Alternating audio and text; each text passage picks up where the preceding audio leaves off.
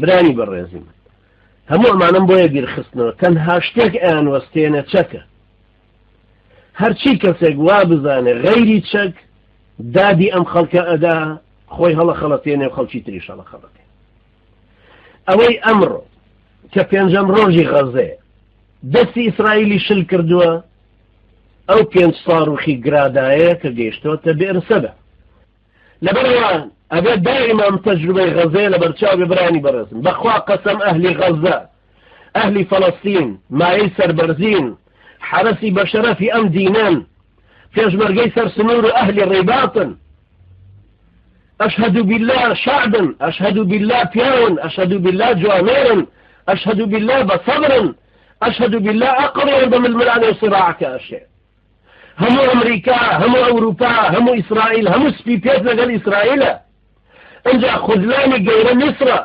خذلاني قورة أردنا لسطعت شلوسي شعبي أردني فلسطينيين كأقدر بقصي أنا شان بكر ده لسطعت سيكين راتب كان إخوان بدأ بالشعبي غزتين أنا كردن راتبي هم أنا دا دز ملك حسين يشي طاغوت دزقاي يشي أمني مخابراتي كناهلة بس كناهلة حل شيء غزة بدأ مصر شولة أنا هنا سبدا لبري إحراج كردني مصر زودري بو أو أمة بوهم وري كردوتو بلان لهلان كاتا أما راس شلوشي واي أمتك درخا راس استضعاف أمتك درخا بلان بريعني برزي خم بخوا قسم علامتي بقوة بولي أمتك شا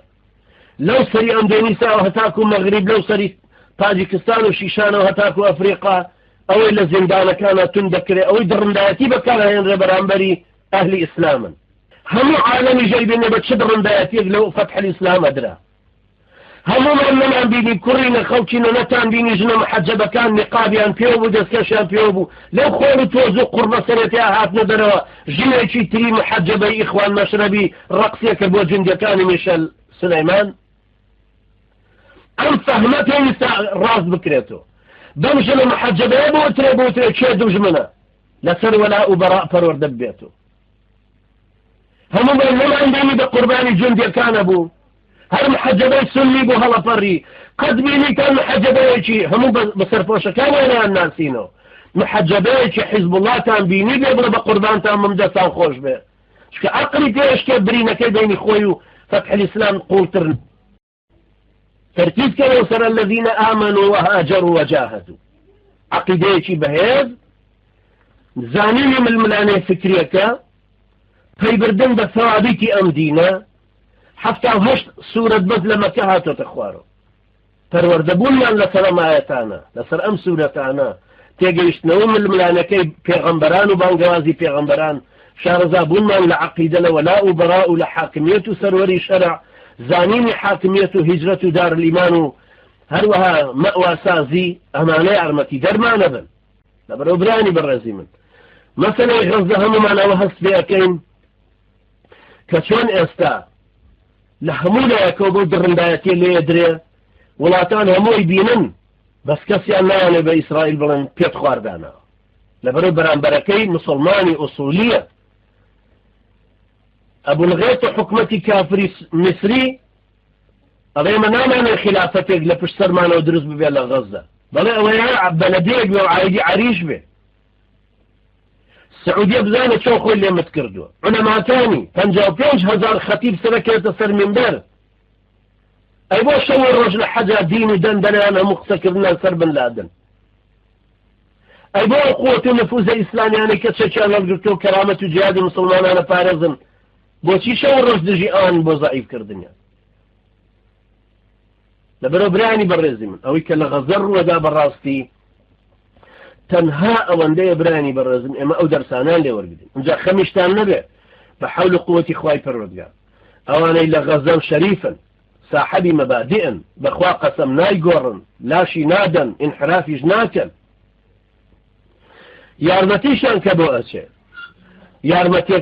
يارمتين ودولتين قوران بلام زور خوش بو إيمش بمان توانيايا بيت المالك من دبو إعلام كاتا $15,000 إسعافك من بكريا ولا من بنسيايا كردستان دياري كردكاني بريطانيا بو دام عواني غزة ئەمە جێی فەخر و شانازی بوو نەک ئێستاش بکەوینە پارەکۆکردنەوە بەیت المالتان هەبێ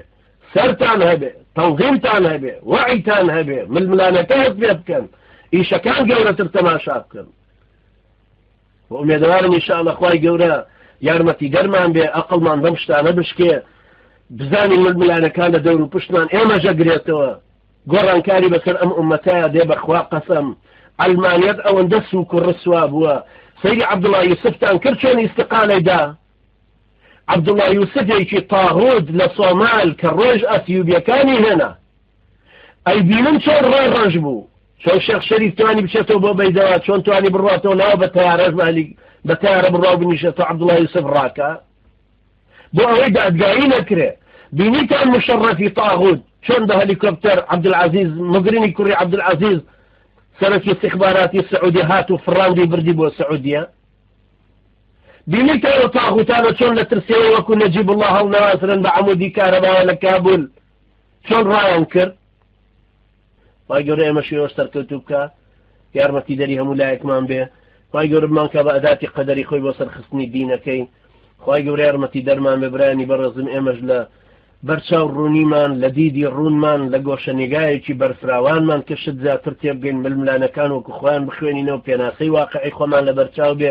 ئەقڵمان بە شتەکان زیاتر بشکێ جیهاد لەبەر خاتری خی گەورە بکەین بۆی هیدایەتمان بدە والذین جاهدوا فینا لنهدینهم سبلنا خی پەروەردگار ئەو ڕەش و ڕوت و شڕواڵ لە پیانەمان بپارێزێ کە ئێستا ڕوبەرووی احتیلالن ئەوانەی لە مووسڵن ئەوانەی لە دیالن ئەوانەی لە کەرکووکن ئەوانەی لە هەر شوێنێکی ترن کە تایبەکانی کوردستان ئەوانەی لە زیندانن خی پەروەردگار بیان پارێزێ ئەوانەی لایەنگری ئەوانن تەنظیمی ئەوانن هەواڵدەری ئەوانن ئەوانەی یارمەتی دەری ئەوانن خی پەروەردگار یارمەتی دەری هەمومان بێ بمان کە بە ئەداتی قەدەری خۆی بۆ سەرخستنی دینەکەی أقول قولي هذا واستغفر الله لي ولكم وجزاكم الله خيرا والسلام عليكم